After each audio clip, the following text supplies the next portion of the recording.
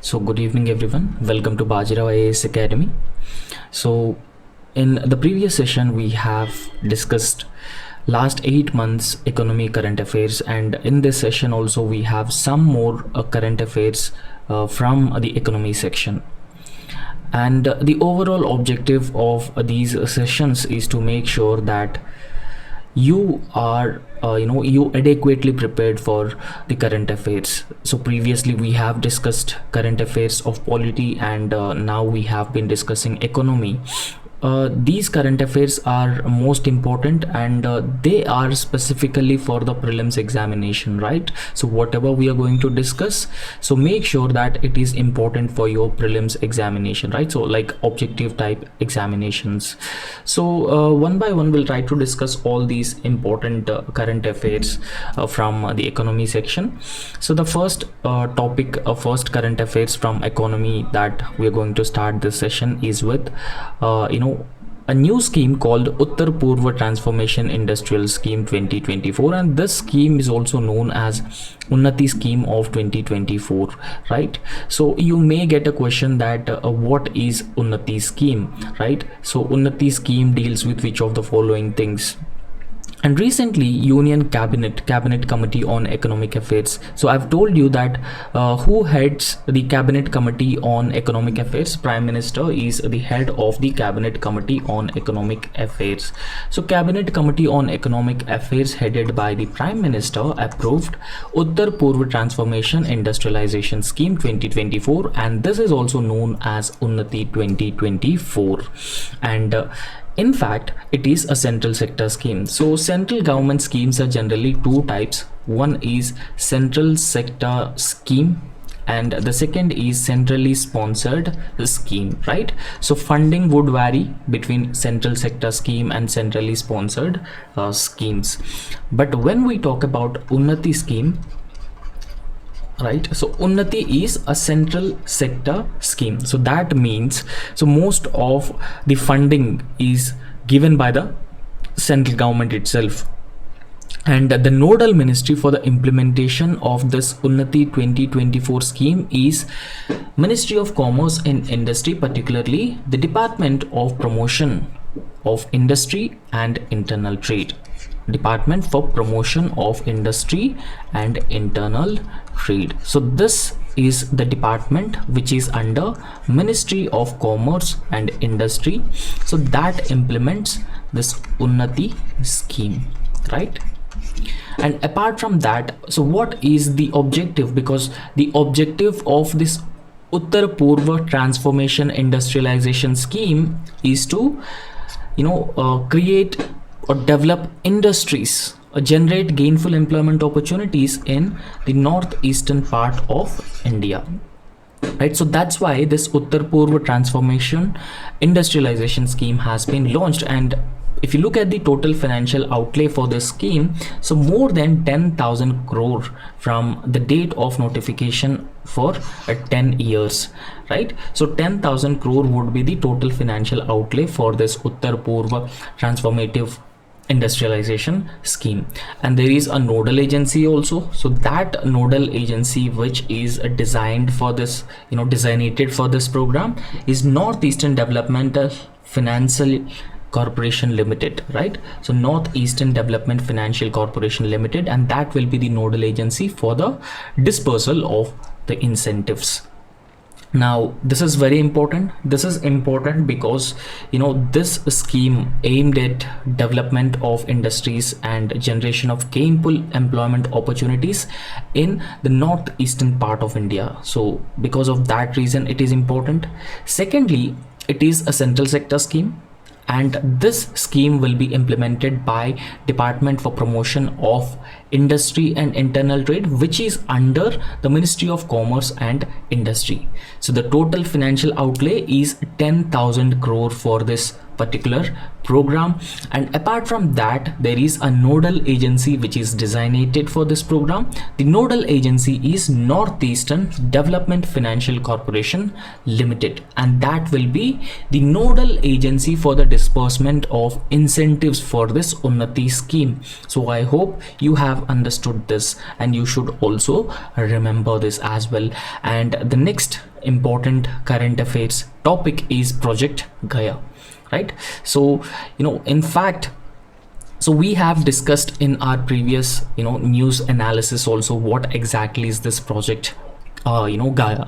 So this means that central banks of all the countries, most of the countries, have recently unveiled Project Gaia to evaluate financial risks, particularly climate financial risks.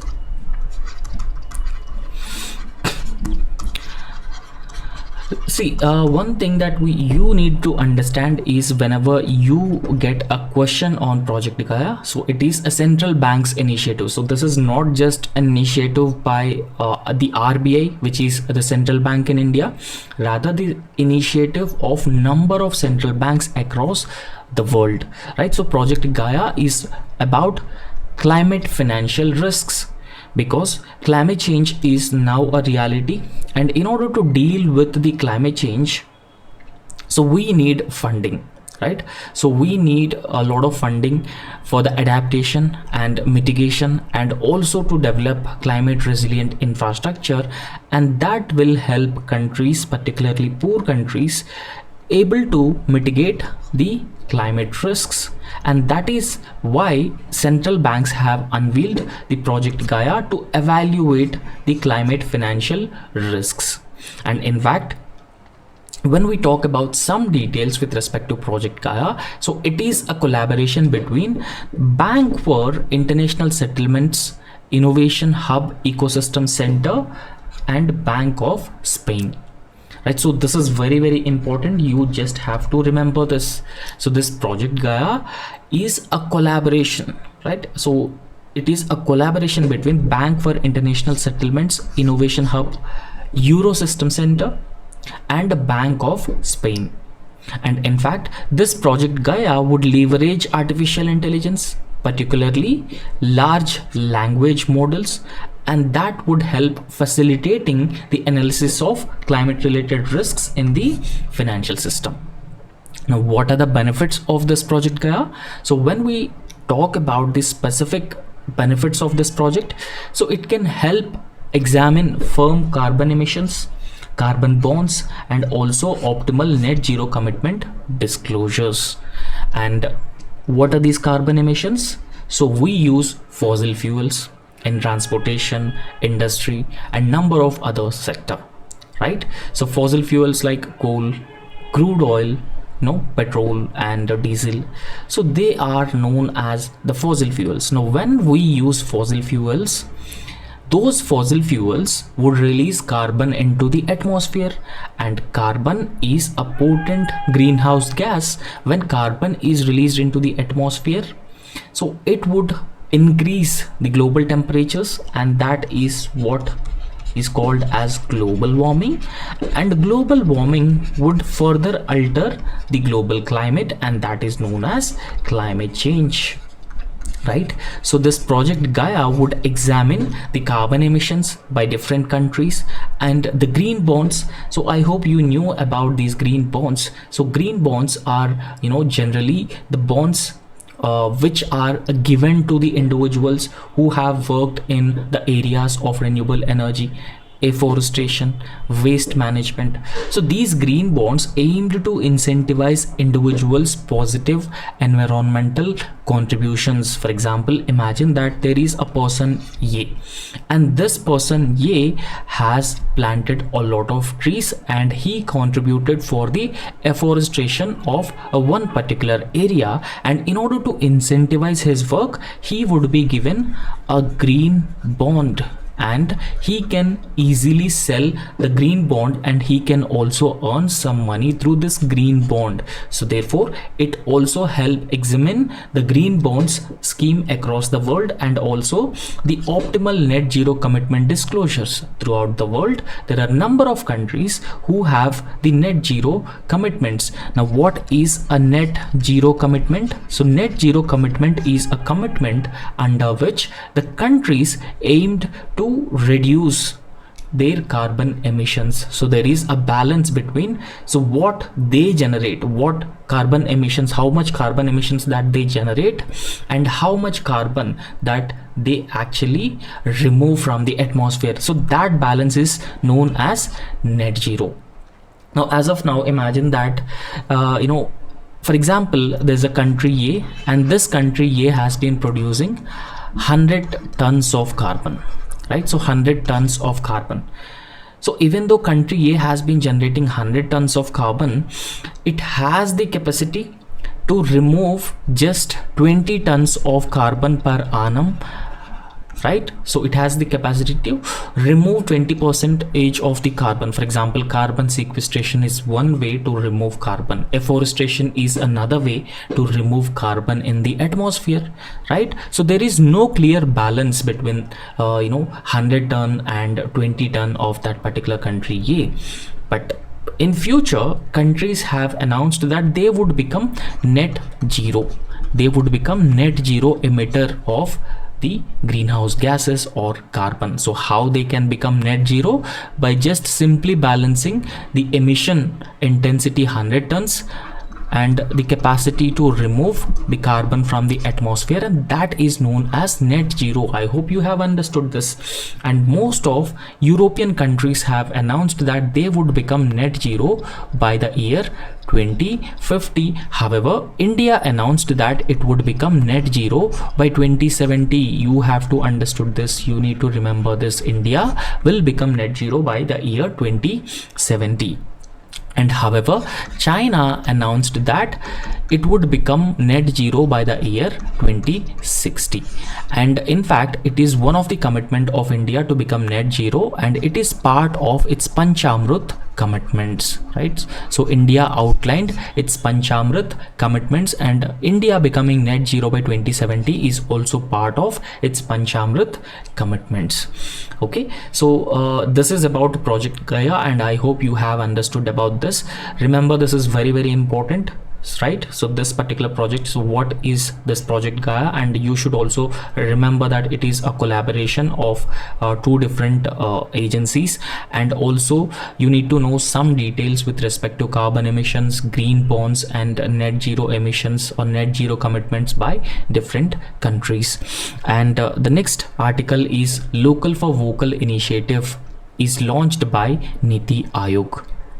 And you may get a question that which of the following have launched vocal for local initiative. So you just have to remember such things, because it is very, very important when it comes to the economy subject, right? So Niti Aayog recently launched vocal for local initiative for fostering grassroots entrepreneurship as well as self-reliance.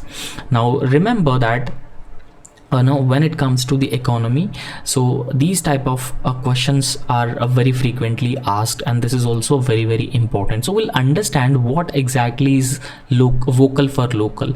So vocal for local is a way to decentralize the entrepreneurship, right? So we can say promoting entrepreneurship, small units, gainful employment opportunities, targeting the vulnerable and marginalized sections for their empowerment.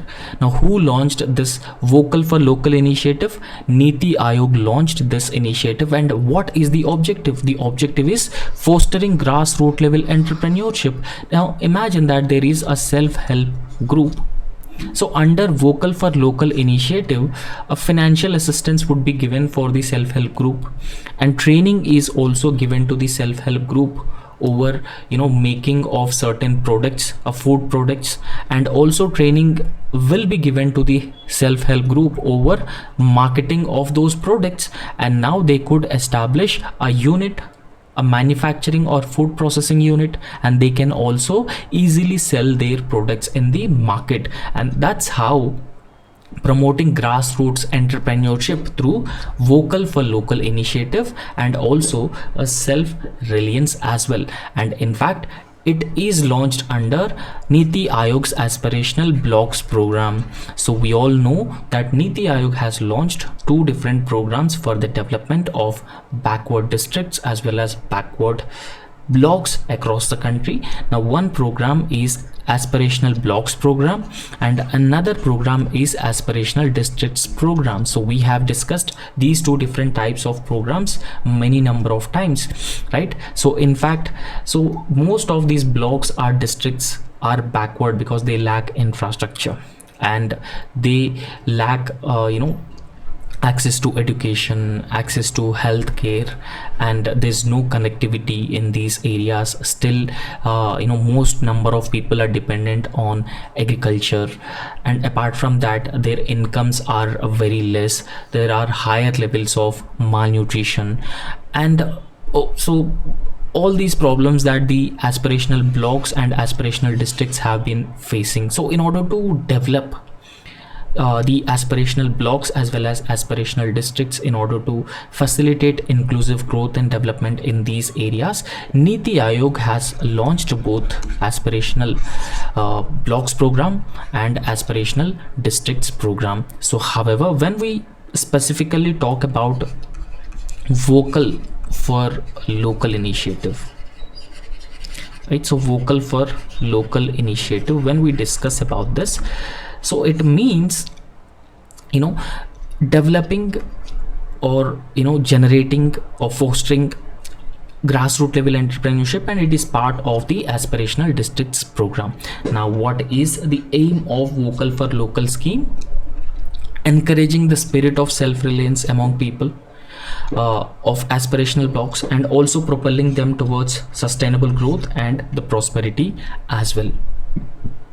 Now the implementation responsibility of the vocal for local initiative is that it is a government e-marketplace, right? It's a government e-marketplace and open network of digital commerce for the democratization. This open network of digital commerce platform is an attempt to democratize e-commerce, right? So an attempt to democratize e-commerce, this open network of digital commerce has been launched where every seller can be part of it.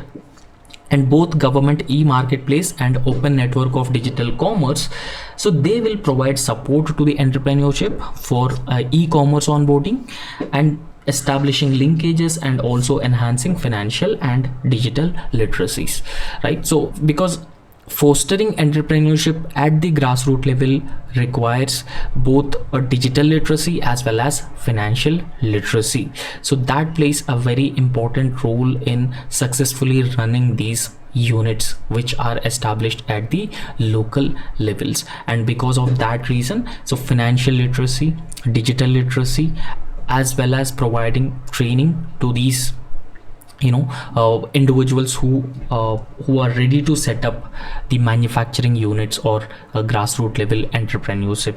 And in fact, Akanksha window of government e-marketplace portal, right? So this Akanksha window of government e-marketplace created for showcasing indigenous local products from 500 aspirational blocks, right? So in fact, as I have told you that most of these blocks are backward, and still crafts and handicrafts which are being produced in these aspirational blocks. So in order to showcase to the world the handicrafts of the aspirational blocks or the backward blocks, Akanksha window has been created as part of the government e-marketplace. So that will help provide market to these local handicrafts, and that will also help the people who have engaged in this earn a decent livelihood and income as well.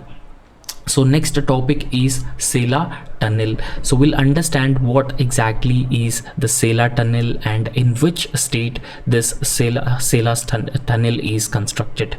So recently, Prime Minister Narendra Modi inaugurated a strategically important SAA Tunnel in the state of Arunachal Pradesh. Right, so in which state SAA Tunnel is located? SAA Tunnel is recently inaugurated by Prime Minister Narendra Modi in the state of Arunachal Pradesh. And some details with respect to the SAA Tunnel, and in fact the SAA Tunnel constructed on a road which has been connecting Tejpur in Assam, right? So Tejpur is located in the state of Assam.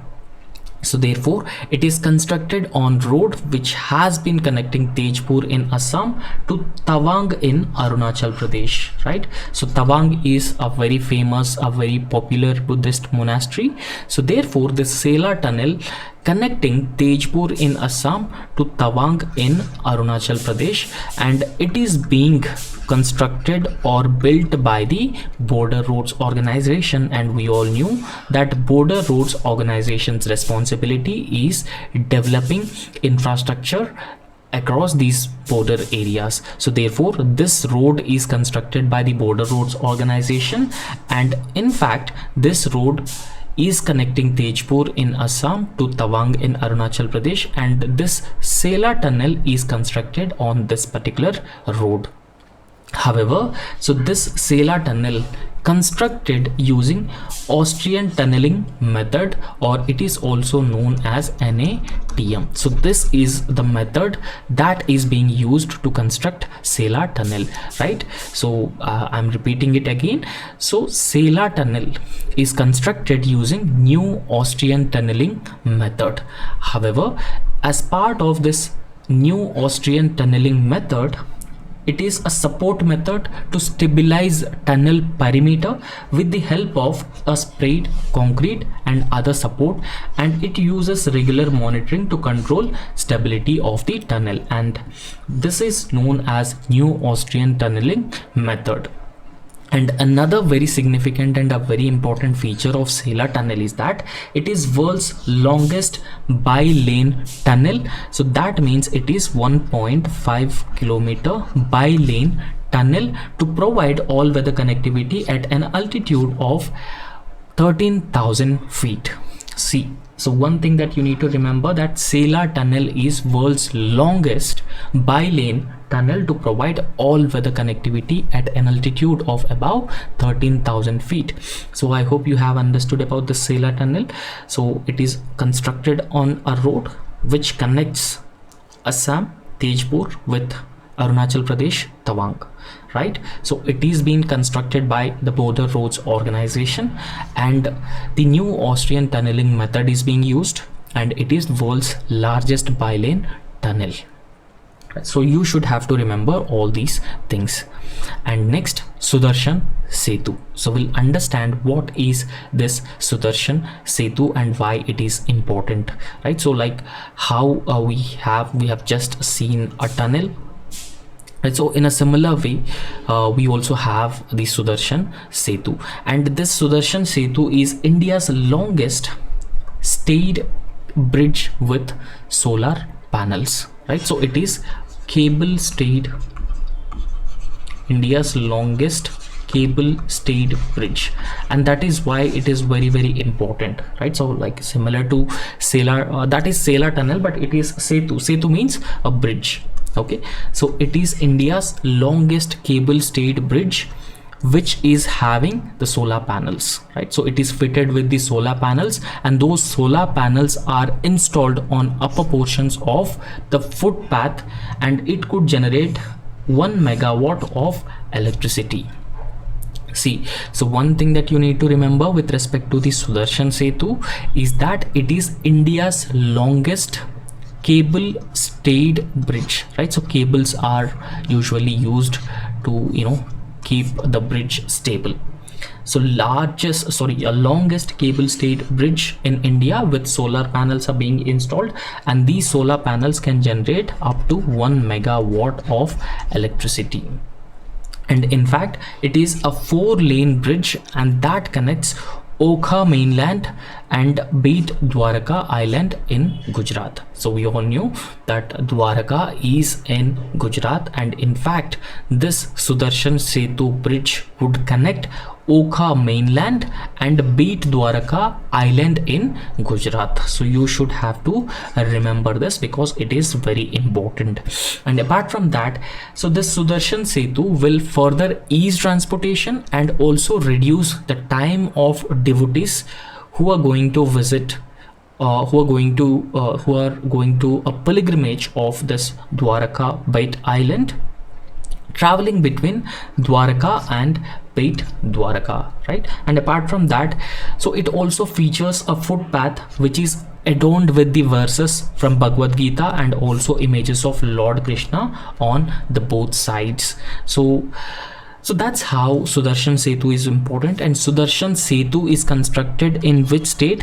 It is constructed in the state of Gujarat. And apart from that, another significant aspect of Sudarshan Setu is that it is India's longest cable stayed bridge, which is installed with the solar panels, and those solar panels can generate up to 1 megawatt of electricity, and it connects the Oka mainland and Bet Dwarka island in Gujarat. So these are the things that you should remember with respect to this Sudarshan Setu. And the next thing is World Economic Forum's C4I, C4 Industrial Revolution, inaugurated at Hyderabad, right? So what is this C4IR?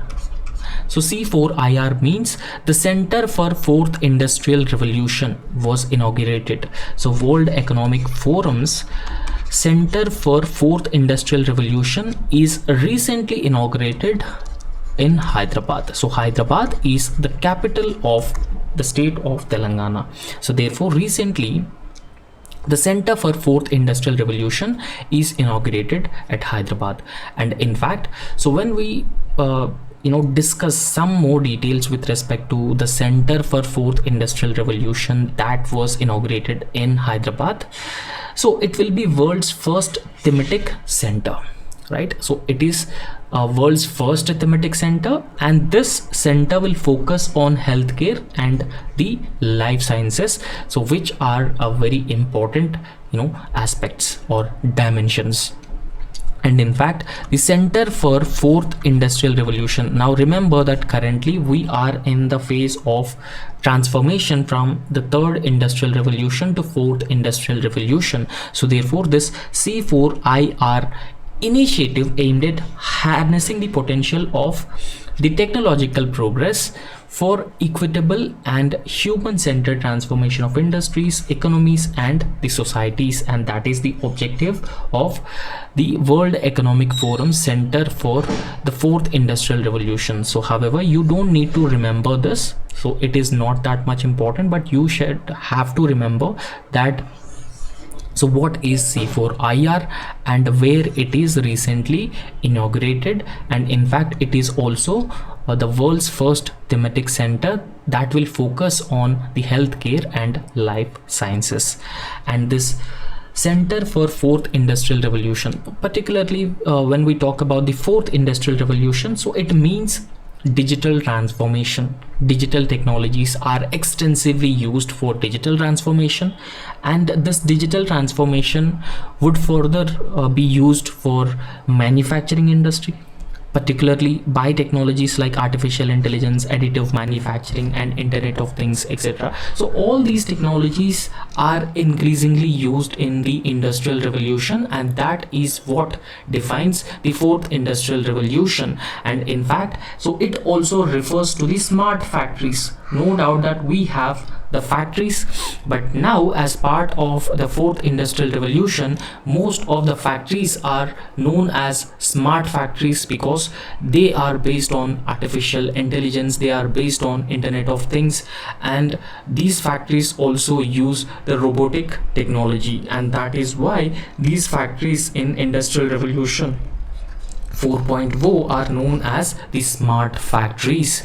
And in fact, there are the 4 industrial revolutions so far across the world, and we all knew that the first industrial revolution took place in Europe, particularly in Britain, and it is a mechanization, steam and the water power is being used to run the industries, and that is the first industrial revolution. And after that, the second industrial revolution has started in the beginning of 20s. So this involves mass production of goods as well as the electricity as well from number of ways. And the third industrial revolution focuses on electronics, IT systems and automation, and the fourth industrial revolution. Currently we have been making a rapid transformation from industrial revolution 3.0 to industrial revolution 4.0. so the fourth industrial revolution focused on cyber physical systems such as internet of things, robotics, artificial intelligence, big data analysis. So all those things are part of the industrial revolution 4.0. so you should have to remember the four different types of industrial revolution, along with the Center for Fourth Industrial Revolution inaugurated in Hyderabad. And next one is Pradhanmantri FAL Beayogena. So we'll try to understand what is Pradhanmantri FAL Beayogena scheme, right? So in fact, it provides crop insurance. It provides crop insurance for the farmers with a very less amount of premium. So farmers have to pay a less amount of premium, and it ensures crop insurance for the farmers. And in fact, Indian agriculture is vulnerable, right? So we all knew that Indian agriculture is vulnerable to various disasters and cyclones, floods, drought, or pest attack. So because of all these problems, and Indian agriculture is also highly vulnerable, and in fact, a crop failure would lead to the debt burden to the farmers, and it even leads to the migration of the farmers completely leaving agriculture or even farmer suicides as well. So in order to provide security and in order to protect farmers, the central government has launched Pradhanmantri FAL Beayogena, and this is a comprehensive crop insurance from pre-sowing to post-harvest period, right? So it covers everything right from pre-sowing to post-harvest period, and that is Pradhanmantri FAL Beayogena. Remember, I have already told you that this is a crop insurance program that protects farmers. And in fact, as I have told you that the central government schemes are two types. One is centrally sponsored scheme and the other is the central sector scheme. And when we discuss about the central sector scheme, so in central sector scheme, the funding pattern would be much higher. The central government would pay higher funding for the central sector schemes, and this Pradhanmantri FAL Beayogena is a central sector scheme. And apart from that, this is a demand driven scheme, and it is voluntary for the states as well as the farmers. Now what does it mean when it says it is a voluntary for the farmers? So farmers can either opt for this FAL Beayogena, can opt out of this scheme. So that's why it is voluntary for the farmers. And the implementing agency of the Pradhanmantri FAL Beayogena is the Department of Agriculture, Cooperation and Farmers Welfare, which is part of Ministry of Agriculture, Farmers Welfare and the concerned state. So these are the implementing agencies or implementing bodies of Pradhanmantri FAL Beayogena. So there's no doubt that it is a crop insurance, it is an agricultural insurance, and of course it would be implemented by the Ministry of Agriculture and Farmers Welfare. And when we talk about the coverage of the Pradhanmantri FAL Beayogena, so it covers all farmers, including the sharecroppers and tenant farmers can also benefit from the FAL Beayogena. So there are a number of government programs that excluded sharecroppers and tenant farmers, but it is good that the Pradhanmantri FAL Beayogena, the comprehensive crop insurance scheme, also covered both sharecroppers as well as tenant farmers. So you can also go through some of the objectives of the Pradhanmantri FAL Beayogena. So however, it is not that important for your prelims examination, right? And the next topic is about Insurance Regulatory and Development Authority of India. This is also known as IRDAI, and it is a statutory organization, right? So a statutory organization, so which is formed through an act passed by the parliament, and that is known as a statutory body. And this Insurance Regulatory and Development Authority of India is also a statutory body, and this was formed based on the recommendations of the Malhotra Committee. So Malhotra Committee has recommended to establish right? So it has recommended to establish the Insurance Regulatory and the Development Authority of India. So based on its recommendations, it has been established, and in fact it is an autonomous body, and it was formed in the year 1999. So it enjoys certain degree of autonomy, and it is a statutory body, and the statutory status to Insurance Regulatory and Development Authority of India was given in the year 2000. Right? So because a parliament has passed Insurance Regulatory and Development Authority of India Act 1999. Now see, you should have to remember few things in this. So it was established based on the recommendations of the Malhotra Committee, and it was constituted as an autonomous body in the year 1999, and in the very same year the Parliament has passed Insurance Regulatory and Development Authority of India Act 1999, and after that it became a statutory body in the year 2000. Now what are some objectives of the Insurance Regulatory and Development Authority of India? So it looks after speedy and orderly growth of insurance industry, and the speedy settlement of genuine claims, and also effective grievance redressal mechanisms across the country are some of the objectives of this Insurance Regulatory and Development Authority of India. And apart from that, it also focuses on three important and three key pillars.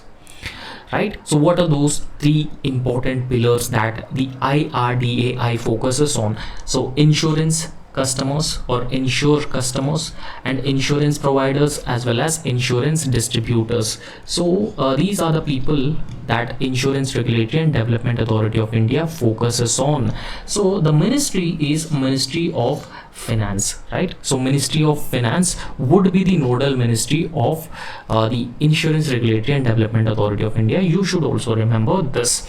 And when we talk about the composition of IRDAI, so it is a 10-member body with a chairman and 5 full-time members and 4 part-time members.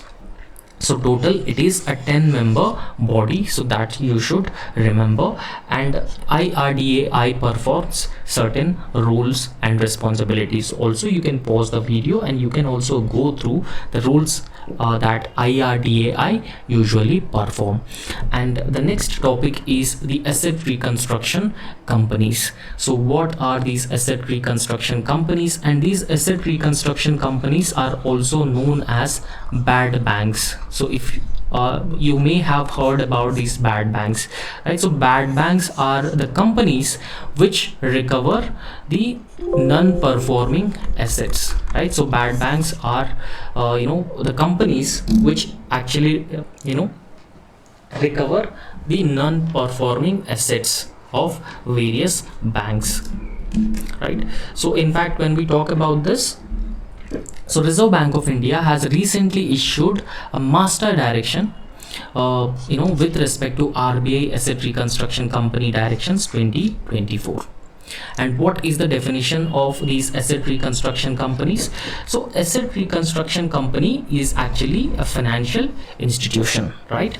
So it is a financial institution and that purchases non-performing assets from one particular bank, or these non-performing assets are also known as bad assets, right? So they are known as bad assets, and they are being purchased from the banks and financial institutions so that the later can clean up their balance sheets. See, I would explain you about these bad banks. So asset reconstruction companies, so I've told you that they are also known as bad banks. Bad banks. Now I would like to explain this with one example, that there is an asset reconstruction company A has been established, and apart from that we have a bank called State Bank of India, and State Bank of India have an NPAs of around 4,000 crore, right? So it has an NPAs of 4,000 crore. Now what is an NPA? So NPA means they are non-performing assets, and suppose if someone has borrowed some money from the State Bank of India, so someone has taken a loan from the State Bank of India, but they have not repaid that loan. So they have not repaid both interest and principal amount for the loan that he has taken. So therefore a total NPA, that is known as NPA, and total NPAs of SBI is 4,000 crore. Now in this context, so SBI regularly make attempts to recover principal and interest of those non-performing assets. So SBA has to spend a significant amount of resources recovering this money from the borrowers. However, so there is another company which is established, a company A. So this is an asset reconstruction company, or it is also known as bad bank. Right. So since SBA has a significant amount of non-performing assets, so this asset reconstruction company go to the State Bank of India and it asks the State Bank of India, okay, you have 4,000 crore of NPAs, so I would like to purchase I would like to take over the responsibility to collect this 4,000 crore of NPAs, but instead I would like to give you 2,000 crore, right? So I would like to give you 2,000 crore, but the responsibilities to collect the 4,000 crore should be given to me. So that is an agreement between the asset reconstruction company and a bank. So that's why these are known as bad banks, because they recover the bad non-performing loans, and this is an agreement. So I hope you have understood this. So asset reconstruction company is a financial institution, and that buys the non-performing assets from the NPAs or bad assets from the banks and financial institutions, so that the SBI can actually clean up their balance sheets.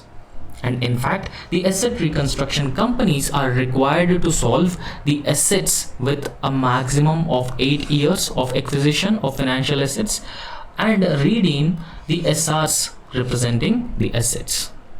Right. So the genesis of these asset reconstruction companies can be traced back to the SAA Act of 2002. So you may get the question that the SAA Act was passed in which year?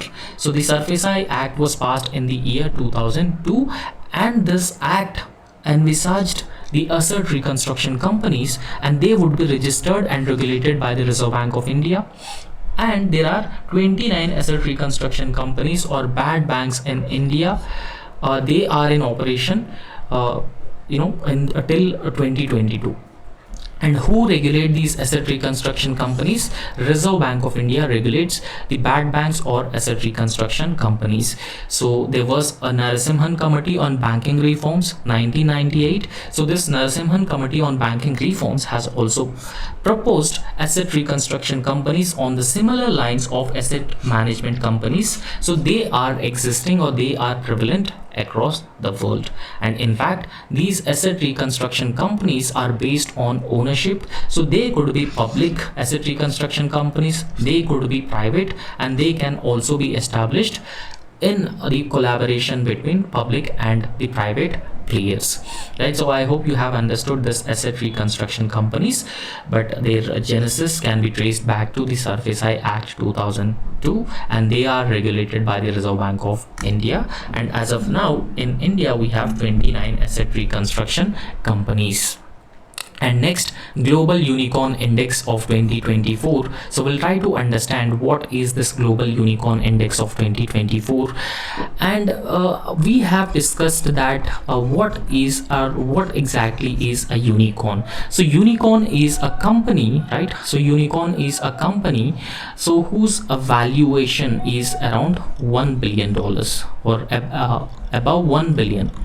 So its total valuation would be about $1 billion US, and that company is known as a unicorn. For example, in India we have Zomato, so that is a unicorn, right?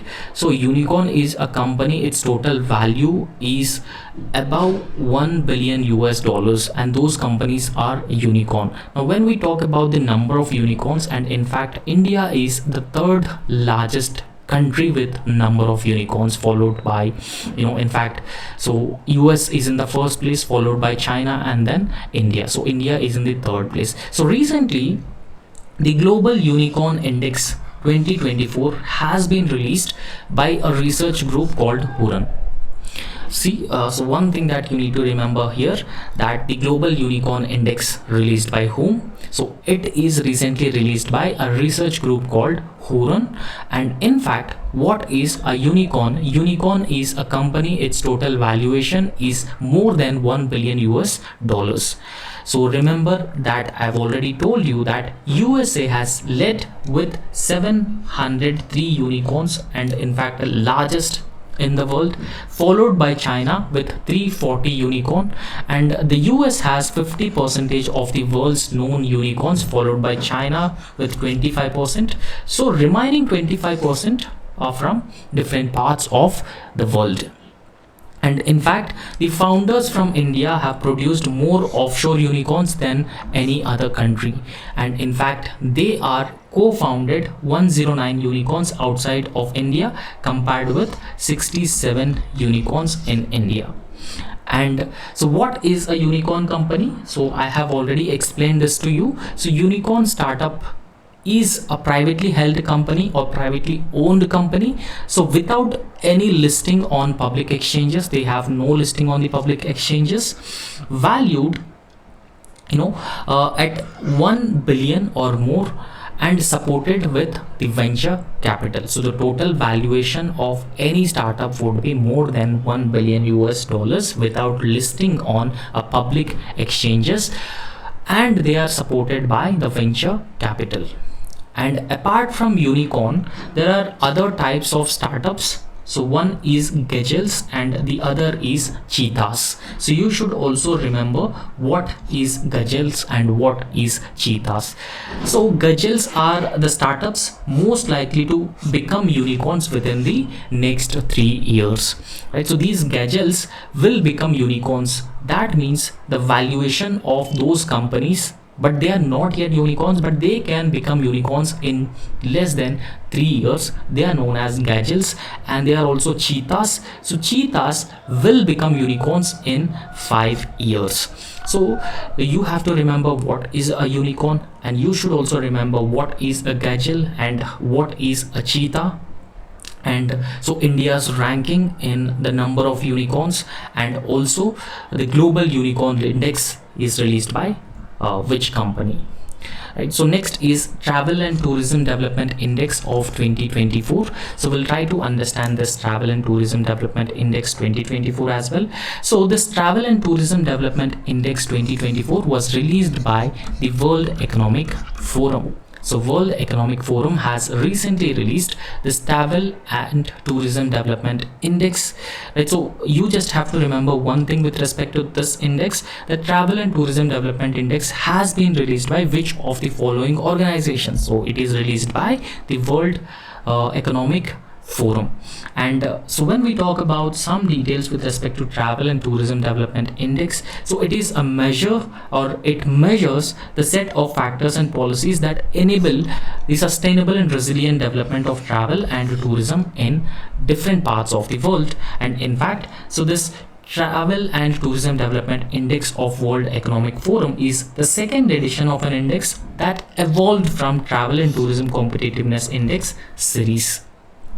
And the World Economic Forum, so the Travel and Tourism Competitiveness Index is a flagship index. Again, it belongs to the World Economic Forum, and that has been in production since the year 2007. So India's rank has improved to 39 in the year 2024 from 54 in the year 2021, right? So India has a rank of 39, right? So its rank is 39 in the year 2024, and its rank has increased to 54 in the year 2021. Okay, so that is Travel and Tourism Development Index. And secondly, the foreign direct investments. We'll try to understand what exactly is the foreign direct investment, right? So a foreign direct investment means that any country which is investing in India. For example, that India has been looking for the foreign direct investment from other countries, right? So India wanted that other countries should invest in India. So therefore, USA, not the government but the private individuals in USA, would come to India and they would set up the manufacturing units. So they would start the service sector because of India's huge growth potential. For example, there's a company A, it belongs to US, and this company is ready to invest around 10 million. It is ready to invest, so 10 million in India in textile sector, right? So in textile industry. So that is what is categorized as the foreign direct investment, because it results in creation of a fixed industrial operations. It creates gainful employment opportunities, and it would also result in giving boost to the export, and it also results in export competitiveness in the industry, and it also brings in a new technology that makes India's textile manufacturing industry more and more efficient and competitive. And that is why many countries wanted to attract the foreign direct investment into their respective countries.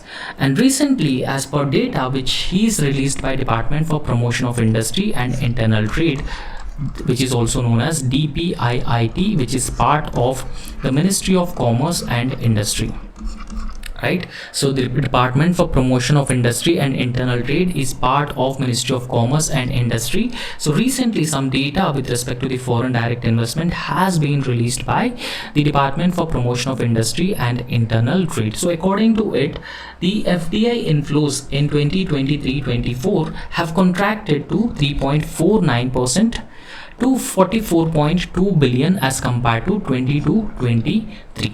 Right, so this is what the data has revealed by the Department for Promotion of Industry and Internal Trade. So when we talk about the states which have been receiving the foreign direct investment, so Maharashtra is known for receiving the highest amount of foreign direct investment, followed by Gujarat and Karnataka. So this means, so Gujarat, Maharashtra and Karnataka. So Maharashtra has been receiving highest FDI, then Gujarat, and second place Gujarat, and then Karnataka, right? So Singapore was the top source of foreign direct investment inflows, followed by Mauritius and USA in the financial year 23-24, right? So from which country India has been receiving the highest amount of foreign direct investment? It is from Singapore. So Singapore was the top source of the foreign direct investment, followed by Mauritius, which is an Indian Ocean island nation, and USA in the financial year 23-24. So top 5 countries for the foreign direct investment equity inflows into India, so during the period from 2000 to 2024. So in this period, top countries list, so first is Mauritius, followed by Singapore, USA, Netherlands and Japan. Now remember the difference between these 2 points. So Singapore is the top source of foreign direct investment into India in the financial year of 23-24. However, so if you take 24 years average FDI inflows from 2000 to 2024, Mauritius is the top source of foreign direct investment for India, followed by Singapore, USA, Netherlands and Japan. And when we talk about some more details with respect to the foreign direct investment, so computer software and hardware, which is followed by the service sector and construction activities, have received the highest foreign direct investment in the financial year 23-24. So you should have to remember that computer software and hardware, which is followed by the services sector and the construction sector, has received the highest foreign direct investment. Next, the Global Economic Prospects Report. So we'll try to understand what exactly is this Global Economic Prospects Report. So you should remember one thing, that The Global Economic Prospects Report is released by the World Bank, right? There may be a question that who releases Global Economic Prospects Report? You may be given World Economic Forum, International Monetary Fund, World Bank, and Asian Infrastructure and Investment Bank or Asian Development Bank. So the correct answer is World Bank, because World Bank releases World Economic Prospects Report. So according to this report, World Bank called for a significant acceleration in the public investments by emerging markets and the developing economies. And India is an emerging market and a developing economy, and this report called for a substantial increase in the public investment to meet their respective developmental goals. So this is what the Global Economic Prospect Report has called for, and it is released by the World Bank. And next we'll try to understand angel tax, right? So in recent times angel tax is in news. So we'll try to understand what is exactly the angel tax. So angel tax means that I'll give you the definition first. So it is referring to the income tax that the government imposes on funding raised by unlisted companies. For example, there is a new company A.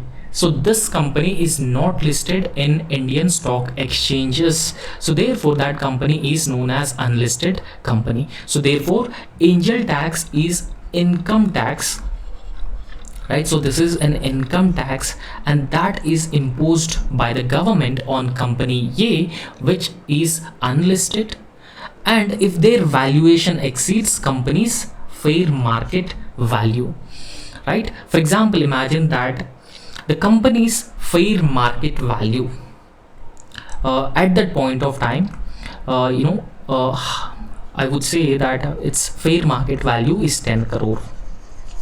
Company's fair market value is 10 crore, but if company artificially try to inflate the valuation of the company, so this angel tax would be imposed on startup A as an income tax for penalizing the inflating or inflation of the valuation of this company. Okay, so understand that it refers to income tax which is imposed by the government for on funding raised by the unlisted companies. For example, company A will go for raising funds, further expand their operations, and its total valuation is 10 crore, but company A decided to raise funds inflating its value by more than 100%. It says that our value is 20 crore, but at market prices its value is just 10 crore, right? So thereby the remaining so whatever money that is being raised by this startup, so that money would be collected as the income tax by the company. So there's an example also for this.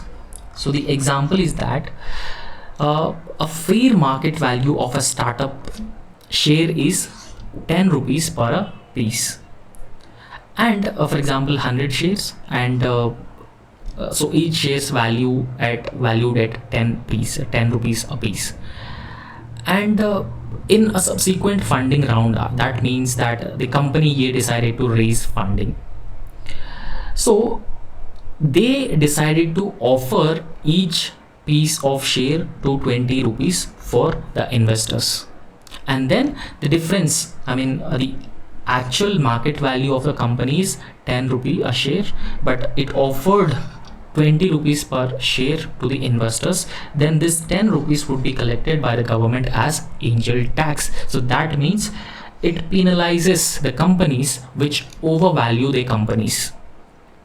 However, recently in the Union Budget 24-25, the government has announced that it has taken a decision to abolish the angel tax for all classes of investors to boost entrepreneurial spirit and also support innovation. So don't you think that it is amounting to penalizing the companies if the government imposes such a huge income tax on the companies which have been raising funds? So therefore the government in the budget 24-25 has decided to abolish the angel tax for all classes of investors to boost entrepreneurial spirit and also support innovation. Now what is the objective of this angel tax? So the key objective of angel tax that it was introduced in the year 2012 to curb money laundering and also tax evasion by the companies, and that is the objective of bringing this angel tax. And in fact it is a legal provision that was levied under 56 clause 2 of the Income Tax Act of 1961. Right, so that is about the angel tax. And next, a transshipment port, so that is being developed in the state of Kerala, so which is also known as Vizhinjam port. Right, so we'll try to understand a few aspects with respect to this Vizhinjam port. And recently India has welcomed its first cargo ship at its newly built semi-automated transshipment port at Vizhinjam International Transshipment Deep Water Multipurpose Seaport in the state of Kerala. Now one thing that you need to remember, that recently an international transshipment deep water multi-purpose seaport is developed in which of the following states? So that's how questions are asked. So this port is developed in the state of Kerala that you can see here. So this is the location of this Vizhinjam port, and in fact so this Vizhinjam port is owned by the government of Kerala. Right, so it is being owned by the government of Kerala, and it is designed primarily to cater to the container transshipment besides a multi-purpose and break bulk cargo. Right, so we all knew that in recent times Indo-Pacific has been gaining a lot of importance. Right, so apart from Indo-Pacific, Quad grouping is also focused on economic cooperation as one aspect, and apart from that there is also ASEAN grouping and BIMSTEC, Bay of Bengal Initiative for multi-sectoral technical and economic cooperation. And because of that particular reason, and this Indo-Pacific could become a new economic center. So because of all these reasons, it is very important that we need to have a key and a major and most important transshipment port, and that is being developed on the western coast of India, which is this Vizhinjam port. So this port is primarily designed to cater to the container transshipment besides a multi-purpose and break bulk cargo. And we all knew that generally the western coast of India supports development of large number of ports because of a particular geographical reasons. So generally rivers don't flow towards the western side, right? So therefore on the eastern side it is emergent coast, but on the other side, on the western side, it is submergent coast. Because of that reason it supports the development of huge number of ports. And in fact this port is developed in landlord port model with public-private partnership component on design, build, finance, operate and transfer basis, and this basis is also known as DBFOT basis. Right, so I hope you have understood this. And next, so time and again I have been emphasizing on the importance of sustainable development goals. Right, so sustainable development goals are very, very important for your examination, because previously also there were instances that these sustainable development goals were asked. Right, so recently the Sustainable Development Goals report of 2024 was released by the United Nations Department of Economic and Social Affairs, so which is also known as UNDESA. Right, so the Sustainable Development Goals report of 2024 is released by United Nations Department of Economic Affairs and the Social Affairs. So this body has released Sustainable Development Goals report of 2024. Now we'll understand what is the sustainable development, what exactly the definition of sustainable development. So first of all, the concept of sustainable development was described in the year 1987 through Brundtland Commission report. right? So Brundtland Commission report of 1987 for the first time talked about the idea or the concept of sustainable development. Okay, now what is the definition of sustainable development? So the definition of sustainable development is that the development that meets the needs of the present without compromising the ability of future generations to meet their own needs. So that is the actual definition of the sustainable development, right? So it is the development that meet the needs of the present generation without compromising the ability of future generations to meet their own needs. So for example, water is a resource, it is a natural resource. Now what happens if we consume water, if we exploit the existing water resources? Because it is a limited water resource, and it is also difficult, it is also taking a lot of time to replenish the groundwater tables. So if we start exploiting the water resources indiscriminately, the future generations may not have the water, right? But sustainable development means that it is a developmental pattern, and in this pattern this generation would be able to consume water to meet its own needs, and apart from that this generation also thinks about the future generation to meet their own needs, and that is the sustainable development, right? So previously to the sustainable development goals, there was another framework of goals which is known as Millennium Development Goals, and these goals were also proposed by the United Nations. Millennium Development Goals. Okay, so they were signed in the year 2000. So the Millennium Development Goals were signed in 2000, and they are under the Millennium Developmental Goals framework. The world leaders committed themselves to combat poverty, hunger, disease, illiteracy, environmental degradation, and the discrimination against women. So these are all the areas that the world leaders committed themselves to deal with. However, on a similar lines, in the year 2015, United Nations launched another set of sustainable development goals, another set of 17 sustainable development goals. They were launched in the year 2015, and with the aim of achieving those 17 sustainable development goals by the year 2030. Right? So in 2015, all countries in the United Nations adopted 2030 agenda for the sustainable development that sets out a 15-year plan to achieve goals and their related targets. Right? So as I have already told you that United Nations has launched 17 sustainable development goals in the year 2015, and all the countries aimed or committed themselves to achieve the 17 sustainable development goals by the year 2030. And this framework includes 17 sustainable development goals and 169 targets, and they should be achieved by all the countries by 2030. And what are the 17 sustainable development goals? So remember that this is very important. These 17 sustainable development goals, you should have to remember them. So the first sustainable development goal, it talks about no poverty. Second, zero hunger. Third, good health and well-being. And fourth, quality education. Fifth, gender equality. And sixth, clean water and sanitation. And seven, affordable and clean energy. And eighth, work, economic growth, industry, innovation, infrastructure. 10, reduced inequalities. 11th, sustainable cities and communities. 12, responsible consumption and production.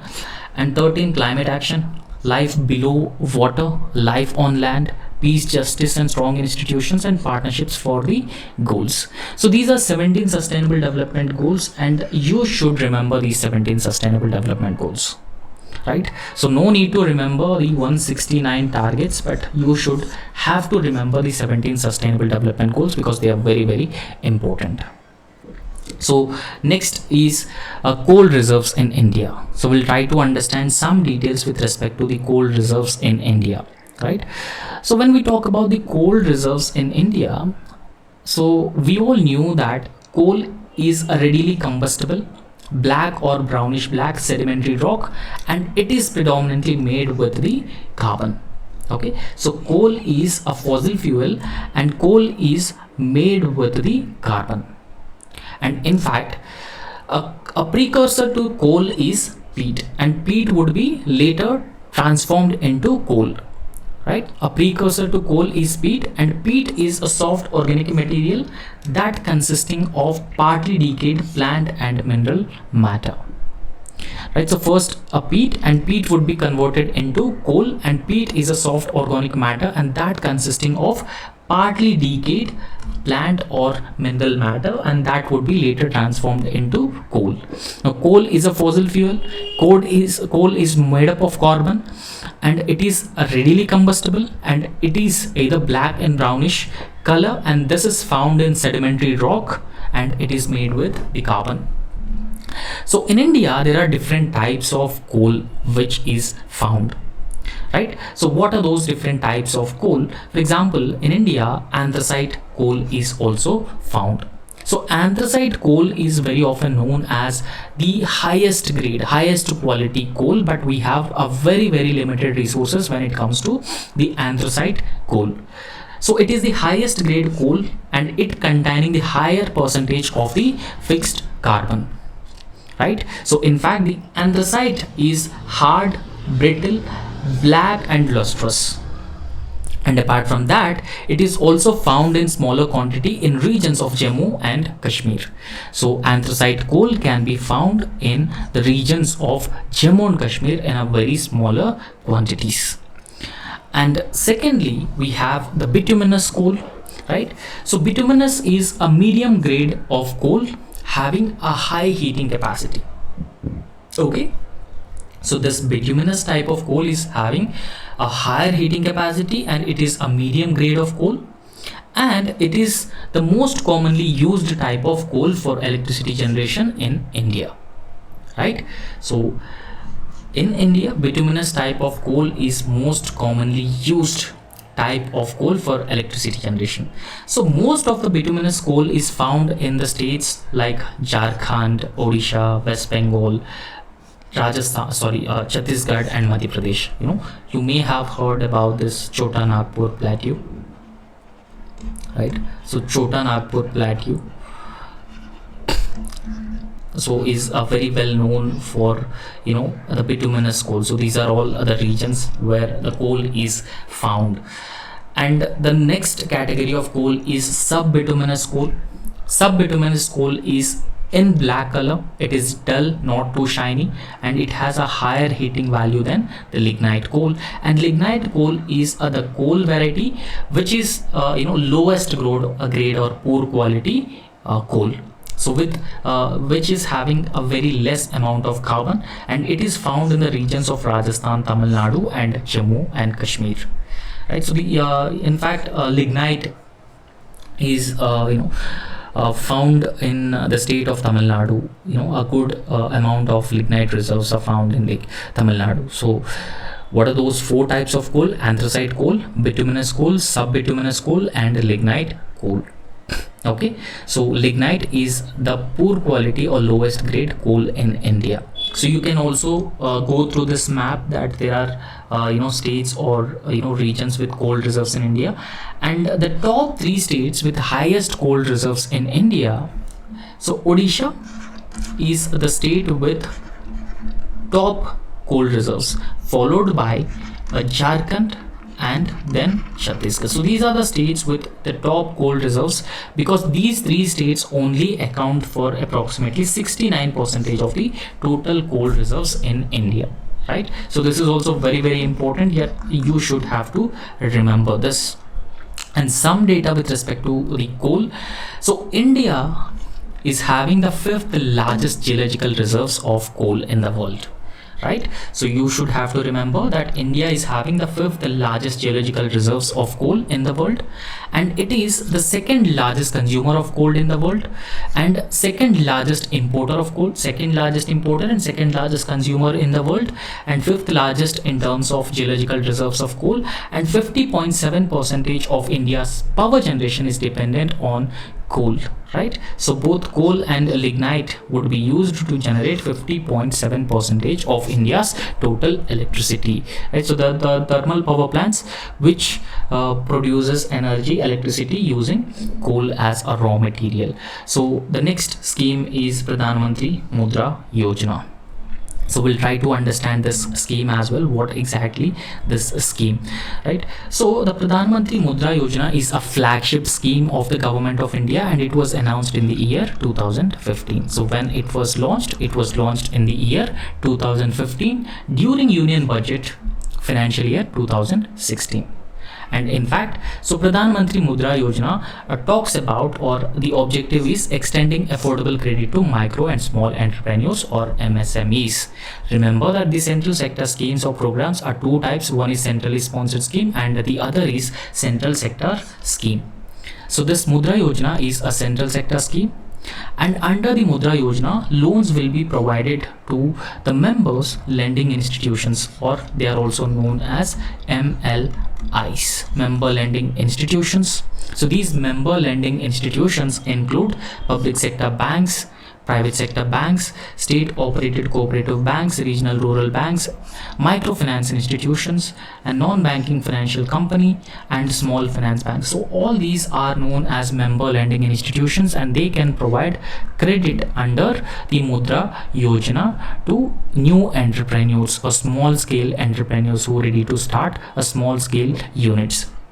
So Mudra Micro Units Development and Refinance Agency Limited is responsible for refinancing this MLIs. And in fact, Mudra does not lend directly to the micro entrepreneurs and individuals, right? So in fact, it just this is a limited and provides funding to the member lending institutions, and in turn member lending institutions would provide funding to the entrepreneurs and individuals. Instead, Mudra does not lend directly to the micro entrepreneurs and individuals. Okay, so in fact, Mudra is responsible for refinancing the member lending institutions, right? So in fact, under Mudra Yojana, there are three categories of loans which are being provided.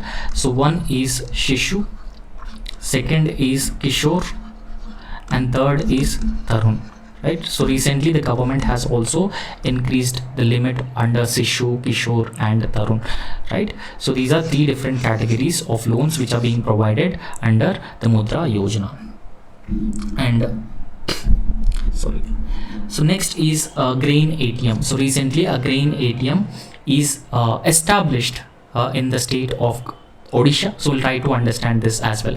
So World Food Program and the government of Odisha, they have jointly launched 24/7 grain ATM in Bhubaneswar. So they have launched 24/7 grain ATM in Bhubaneswar, the capital of Odisha. So we'll try to understand what is this grain ATM. So this grain ATM is India's first 24/7 grain ATM, and it is also known as Annapurti. Okay, so this is also called as Annapurti, and this is India's first 24/7 grain ATM, and that will be set up to that will be established across Odisha to provide food grains to the beneficiaries with 24/7 access under National Food Security Act, right? So this Food Security Act was passed in the year 2013 to ensure that everyone, particularly the people who belong to the below poverty line, would receive their entitlement of food grains. So National Food Security Act entitled up to 75% of the rural population and 50% of the urban population to receive subsidized food grains. Now when we talk about some details with respect to the Annapurti, so it is made in India product. So it is designed and developed by the World Food Program in India. And in fact, the Annapurti dispenses the type and quantity of the selected grain, whether you want wheat or rice or millet, to each of the beneficiaries who are part of the National Food Security Act and the biometric authentication as well, right? So that's why you should remember that India's first grain ATM is recently established in Odisha, in the Bhubaneswar, the capital of Odisha. right? So some details with respect to UN World Food Program. So when we talk about the details of this World Food Program, so it was established in the year 1961 by the United Nations to help alleviate world hunger with a priority on achieving Sustainable Development Goal number 2. Right, so SDG goal number 2 talks about what? So SDG goal number 2 talks about, so zero hunger, right? So it talks about zero hunger. So SDG goal number 1 talks about what? So it talks about ending poverty. So the World Food Program was established by the United Nations in the year 1961 with the objective of alleviate world hunger, but with the priority to achieve sustainable goal number 2, that is zero hunger. And in fact, World Food Program is the largest humanitarian organization saving lives in emergencies and also providing food assistance. For example, World Food Program is known to provide humanitarian assistance, food in countries like Afghanistan, Malawi, and number of other countries which have been facing a lot of problem. And in fact, a World Food Program was awarded Nobel Peace Prize in the year 2020. You should remember this, right? So World Food Program recently given Nobel Peace Prize in the year 2020. The funding for the World Food Program includes voluntary donations from governments, corporations, and the individuals, right? So in fact, World Food Program releases state of food security and nutrition in India, along with Food and Agriculture Organization and UNICEF. It releases the state of food security and nutrition, right? The headquarters of World Food Program is located in Rome, Italy, Europe. So just go through this, it is also very important. And next we'll talk about a new mineral type which the central government has recently identified it as a critical and strategic mineral, tantalum. Okay, so tantalum, the central government has recently notified this tantalum as a critical and strategic mineral under the Mines and Minerals Development and Regulation Act of 1957, right? So there is a Mines and Minerals Development and Regulation Act of 1957 has recently recognized, under this act, tantalum has recognized as a critical and strategic mineral by the central government. Now, what is the tantalum mineral? So it is a rare mineral with an atomic number of 73, right? So its atomic number is 73. It's a gray and heavy, very hard, and it is corrosion resistant. So these are some characteristic features of tantalum, and its atomic number is 73. And it is also a rare earth metal. And when we talk about the other characteristic features of tantalum, so when pure tantalum is a very ductile, so that means it can be stretched, it can be pulled or drawn into a thin wire, and it has extremely high melting point, so it usually don't melt that easily. What are the advantages, or what are the uses of this metal? So making capacitors in electronic devices, surgical equipment, and implant components for chemical plants, nuclear power plants, and aeroplanes, missiles, etc. Right? So that is known as tantalum because of it having a very high ductile capacity and also very high melting points, right? So that's all in this lecture, and thank you so much for being with us. So if you like our work, please subscribe our YouTube channel and also hit the like button. Thank you.